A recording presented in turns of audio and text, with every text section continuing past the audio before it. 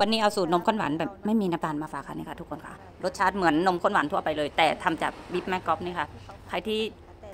วิปแม่ก๊อฟแล้วก็น้ำเชื่อมรอฮังกวยค่ะนี่ค่ะสูตรตามนี้เลยนะคะแต่ยกเว้นเนยค่อยเอาไว้ใส่ทีหลังเนาะนี่ค่ะคนไปเรื่อยๆกวนไปเรื่อยๆจนเขาร้อนเขาได้ที่ก็ปิดไฟแล้วขวดที่เราจะเอาใส่เราเอาไปอบไปนึ่งนิดนึงอย่างเงี้ยค่ะเนี่ยค่ะคนไปเรื่อยๆได้ประมาณนี้แต่ถ้าเราใส่ตู้เย็นเขาจะข้นขึ้นอีกนะคะเวลาจะเอามากินก็คือเอาไปเวฟนิดหน่อยมันก็จะออกมาเหมือนนมข้นหวานกินกับขนมปังหรือใส่กาแฟเนาะก็อร่อยค่ะ